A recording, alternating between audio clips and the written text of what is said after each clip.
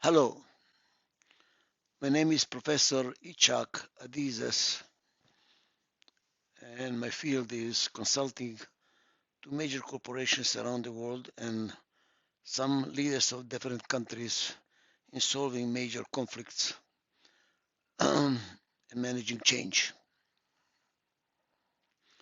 I'm the CEO and founder of the Adizes Institute, dedicated to heal organizations that developed diseases.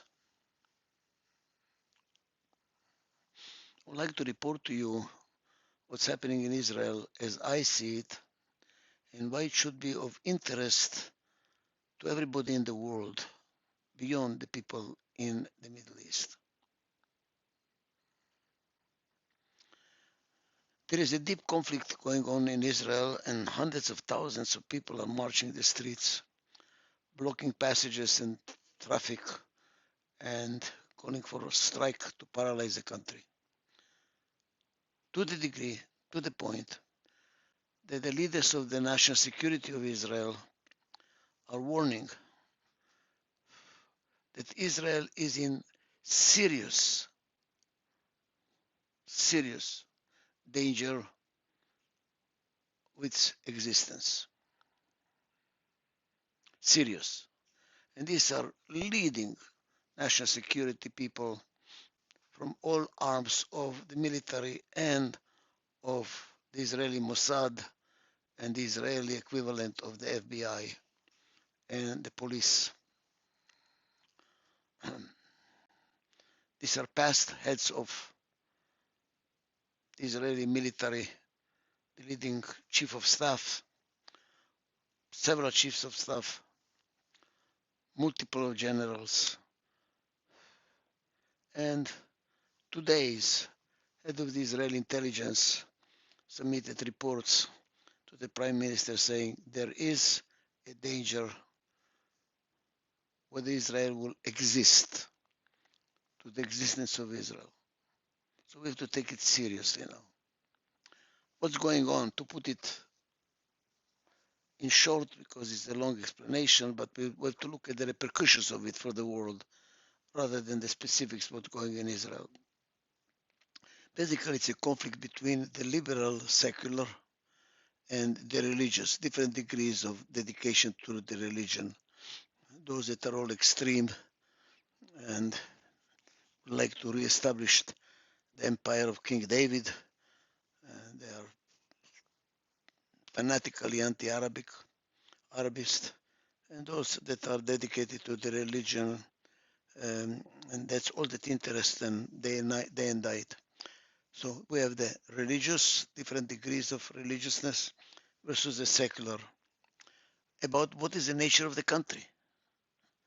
Those are trying to make it a religious country, and those says over my dead body because I would like to be a secular country with some freedom to the religious people. Major conflict. And who is in power today is those that are believing in the religious aspect of the country. And who is demonstrating are the liberals. The country is getting weaker because many that serve in the army are refusing now to serve. And we are talking about fighter plane pilots and people from the security and people from all the major arms of the Israeli military, and a letter signed by several past chief of staff and heads of the Mossad, several of them from the past, and heads of the Israeli national security arm, uh, equivalent to the FBI, etc. All of those signed a petition saying there is a danger whether Israel will survive. Now, why is it of interest to the world beyond curiosity? Years ago, I forgot the name of the author. He wrote a book about the syndrome, the Masada syndrome, that Israel might repeat the Masada syndrome.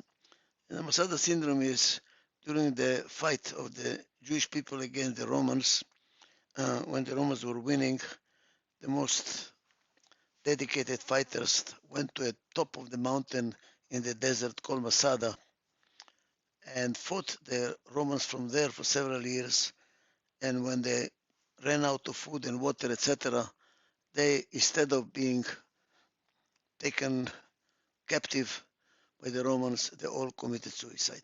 So he was warning that Israel is running a death syndrome, surrounded by its enemies. If the moment of danger for its existence arrives, they will commit suicide. I totally disagree.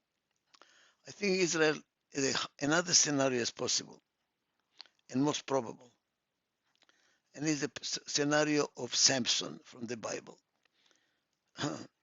When the Philistines captive him, they tied him up to two major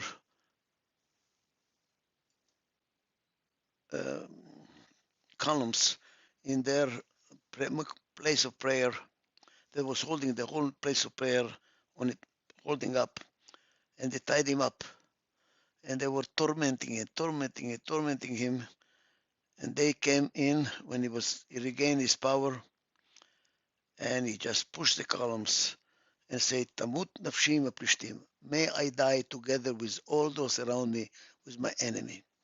And that's what I'm afraid about Israel. It's not going to commit suicide. But if the moment comes that it might disappear, that it might be danger to its existence, it will go down in flame, not alone. It will take the world with it. We were tormented for 2,000 years, burned, murdered, despised, humiliated, accused, and during the Holocaust went to our death quietly, as if accepting some guilt which we didn't have, accepting our destiny, you might call. No more. That is the new crying parole of the Jewish people in Israel. Never again, never again are we going to disappear from the face of earth, quietly, peacefully accepting it. We will not accept it. And what does it mean we will not accept it? We'll take our tormentors with us. And it almost happened during the Yom Kippur War, as Israel was surprised by the Arabs when it was attacked on the holiest day of the Jewish religion, when they were all in the synagogues praying. They attacked on the holiest day of the Jewish people. And Israel was vulnerable. It took time to get the message around because nothing was work. You don't pick up a telephone, there is no radio, nothing on Yom Kippur, no communication. So it was difficult to communicate. Hey guys, they're advancing, they crossed the borders, and they're moving towards Tel Aviv. It was that close for Israel to collapse. It was that close. And then I think it was Dayan who recommended we should use the bomb. And Israel does possess, it's an open secret. Israel possesses nuclear bombs. And he recommended we should use the bomb. And I think it was Golda Meir, the prime minister, decided not to. But we're that close, that close. Now, as Israel is weak from its internal struggle and internal conflict, Iran might use the opportunity to organize an attack on Israel through its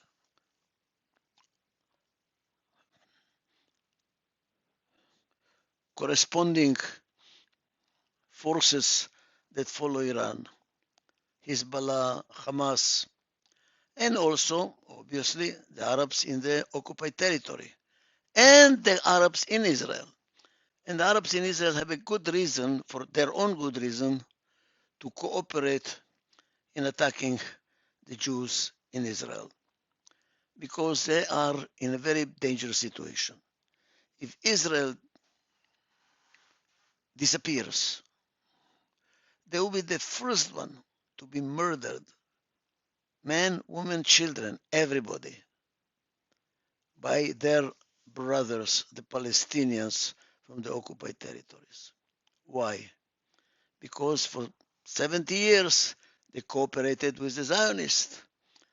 They were living on fat, sugar, and oil, good life, while the others were sitting in the refugee camps with no future, suffering. So they're deeply against the Arabs in Israel. And there is no more cruelty and antagonism and fight than between brothers. So if Israel collapses for whatever reason, the Palestinians will kill, annihilate the Arabs in Israel. So in order for that not to happen, they need to show allegiance to the Palestinians, and they will join the Iran-led attack on Israel like this. And now Israel will be in deep trouble. Terrorism from within, attack from the outside, surrounded, and the support of America is getting weaker and weaker and weaker. Already in the New York Times, I read an article by Christo recommending that it's time for America to stop supporting Israel.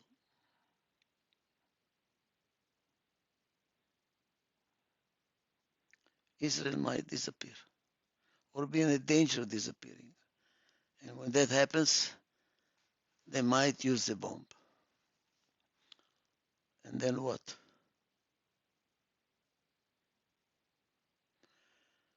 The Muslim world is not going to be quiet because you drop a bomb on a Muslim country. And Pakistan has bombs. And the conflict between the Judeo-Christian world and the Muslim world, which is already here, have been going on for 40 years, becoming stronger and stronger and stronger, is going to come to full bloom. Full bloom. I don't know how far it's going to go. But what the situation is like it was before the First World War. The situation was ready for a rupture, for a major world global conflict. All it needed was for a certain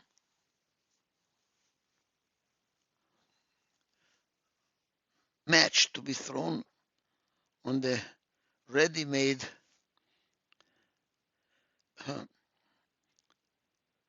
whatever it's called in English, that is necessary to the bomb for it to explode. That happened in the First World War. He just needed that little thing for Gabrilovich to assassinate the Duke, and the wheel started turning. Nobody's planning it. It is the dynamics of the system.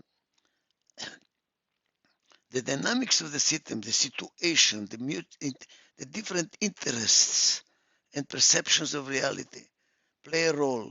And that is what starts driving the situation and not anybody. We lose control over the situation. And that's what might happen now again. Because everything is already ready. The conflict between the Muslim side world and the Judeo-Christian already exists and is exhibited in different places, different time, in Afghanistan, in the Muslim population behavior in France, in the fear from the Muslim world in the United States. It's already happening in antagonism in Britain between the Muslims and the non-Muslims. It's already here. Now the only question is when will it become a world-class open warfare rather than a hidden skirmishes here and there. What I'm saying is there is a danger that conflict in Israel might spread to be a conflict in the region and from the region to the world. So in my judgment, it's in the interest of the Western world to get involved and force Israel to come to some compromise and stop this conflict, which is accelerating the danger of being attacked, and by that, the danger of reacting nuclearly. And because of that, for the nuclear war is not to be contained only in the Middle East, but spread beyond the Middle East globally. I hope and pray that I'm wrong, but in most of my predictions so far, I've been right. I'm calling on the leadership of the Western world to get involved. It's not a problem of Israel anymore. It's a problem of the world. Thank you.